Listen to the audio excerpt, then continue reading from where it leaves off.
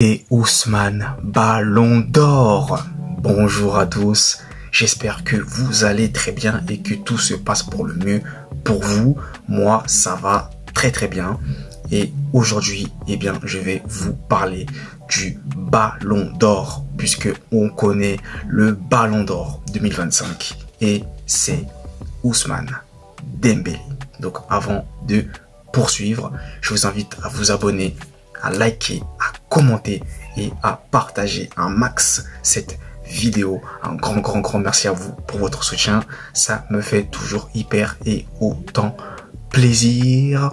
Alors, avant toute chose, voilà, il n'y a pas d'avant toute chose. On va directement parler du Ballon d'Or. Donc, première chose à dire, Ousmane Dembélé, merci beaucoup pour ton discours sincère, rempli d'émotion. Merci Ousmane pour ce magnifique discours. C'était beau, c'était magnifique. Il nous a transmis ses émotions. Et honnêtement, moi, déjà, je lui dis un grand bravo à lui.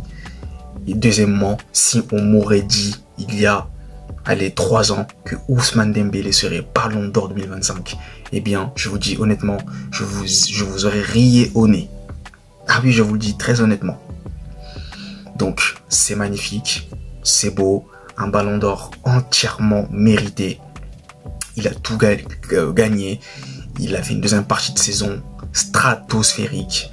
Il était l'un des joueurs majeurs dans un collectif hyper rodé du Paris Saint-Germain d'ailleurs, qui a bien failli faire le sextuplé inédit, le sextuplé. Ils ont bien failli être le deuxième club à faire ce sextuplé après le troisième club même, après le Bayern et le Barça, qui sont les deux seuls clubs à avoir réalisé un sextuplé dans l'histoire du football.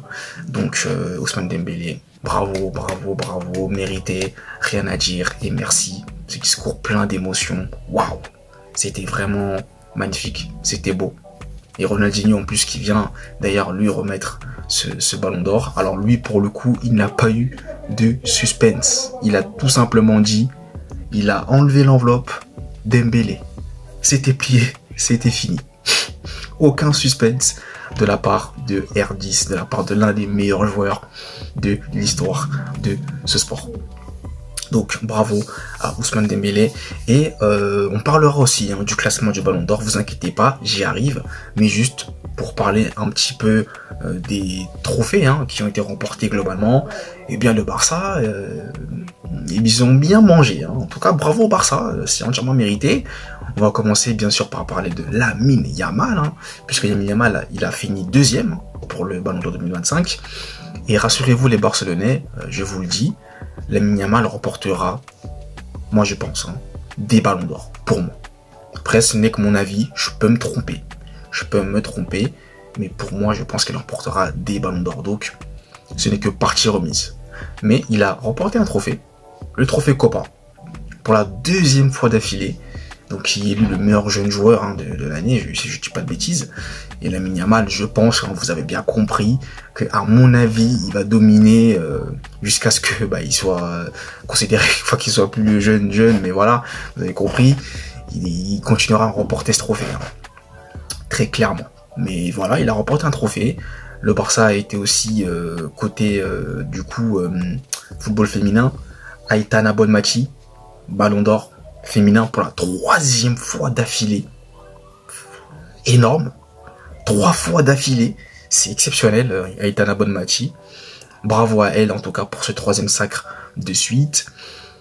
Il y a aussi eu...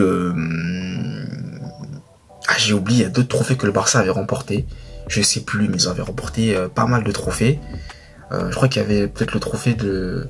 Non, celle de la gardienne de la... Je sais pas, le trophée Yachine. Je sais pas si c'est une gardienne du Barça ou... Je crois que c'était une Anglaise qui avait remporté, mais je crois que c'était une Anglaise. Je dois confondre, mais bref, le Barça a bien été servi sur ce Ballon d'Or là. Encore une fois, ils ont fait le plein et c'est entièrement mérité, encore une fois, comme je vous le dis.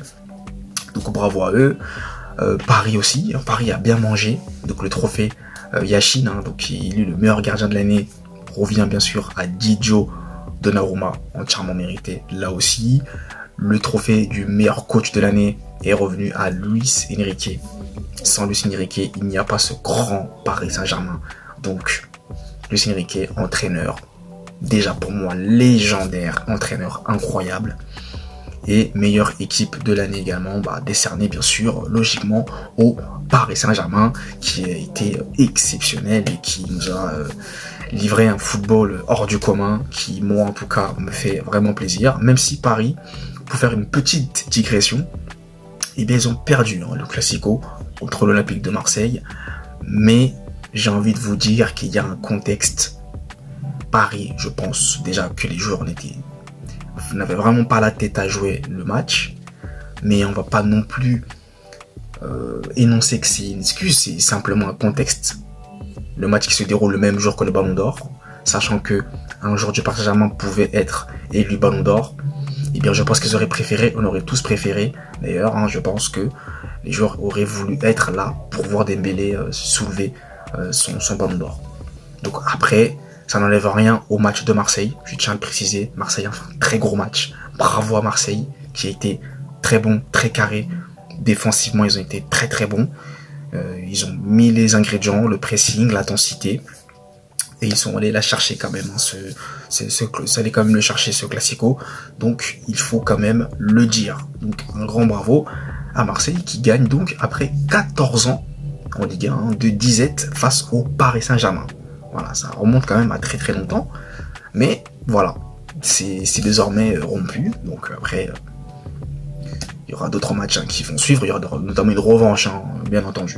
Donc après, ça, on en reparlera.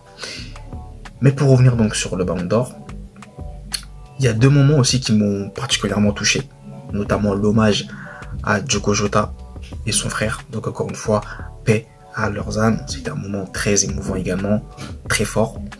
Et il y a aussi, à un moment donné, la princesse Charlène de Monaco, qui vient donc se présenter pour décerner le prix de la meilleure fondation dans le football. Et j'avais complètement oublié que la fille de Luis Enrique, Sira Martinez, si je n'ai pas de bêtises, eh bien, il me semble que c'est elle qui a cofondé l'association avec son père, si je ne dis pas de bêtises également aussi, corrigez-moi dans les commentaires si je me trompe.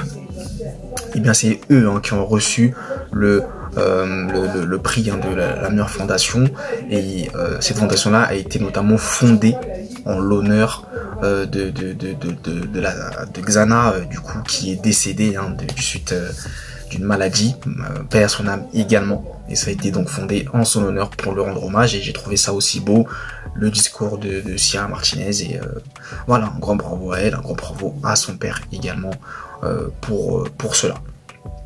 Donc maintenant, le moment tant attendu, le classement du Ballon d'Or.